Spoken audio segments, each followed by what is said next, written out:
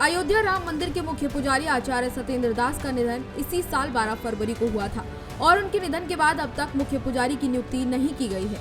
सत्येंद्र दास के निधन से राम मंदिर के पुजारी पद को लेकर चर्चाएं तेज हो गई हैं। राम मंदिर में मुख्य पुजारी की नियुक्ति पर सभी की निगाहें टिकी हुई हैं, लेकिन अब तक इस मामले में कोई ठोस निर्णय सामने नहीं आया था। ऐसे में सभी के मन में सवाल था कि आखिर अब मुख्य पुजारी का पद किसके पास जाएगा।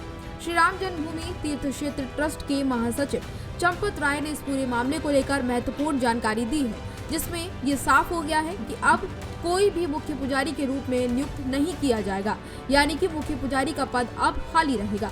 चंपत राय ने बताया कि आचार्य सत्येंद्र दास से 6 महीने पहले ये सवाल पूछा गया था कि भविष्य में राम मंदिर में कोई मुख्य पुजारी होगा या नहीं। इस पर आचार्य सत्येंद्र दास ने अपने विचार रखते हुए ये सुझाव दिया था कि अब राम मंदिर में मुख्य पुजारी की कोई आवश्यकता नहीं है।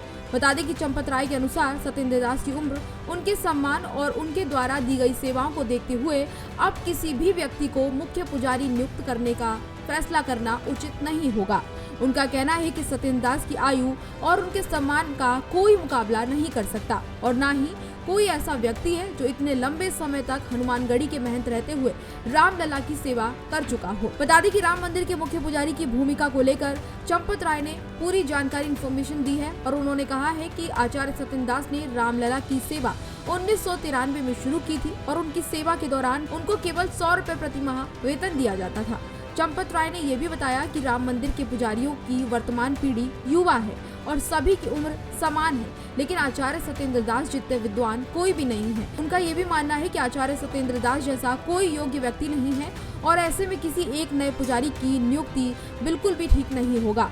इस संदर्भ में चंपत राय ने ये भी साफ किया है कि अब राम मंदिर में किसी भी मुख्य पुजारी के रूप में नियुक्ति के लिए किसी की कोई योजना भी नहीं बनाई गई है। बता दें कि चंपत राय ने ये भी बताया कि हमने आचार्य सत्येंद्र दास से 6 महीने पहले सवाल किया था और उनका फैसला भी हमने सुना था। उनका फैसला यही था कि पुजारी की नियुक्ति अब नहीं होगी।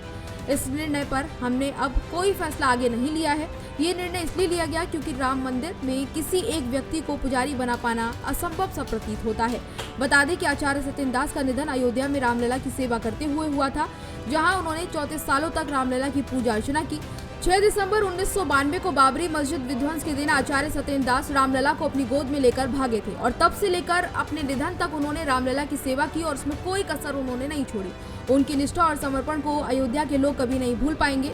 उनके निधन के बाद राम मंदिर ट्रस्ट ने उन्हें जल समाधि देने का निर्णय लिया था, जो अयोध्या में उनके योगदान को सम्मान देने का एक तरीका था। आचार्य सत्येंद्र दास ने अपनी सेवा के दौरान मंदिर की परंपराओं को निभाया और उन्होंने रामलला की पूजा को अपने जीवन का उद्देश्य माना।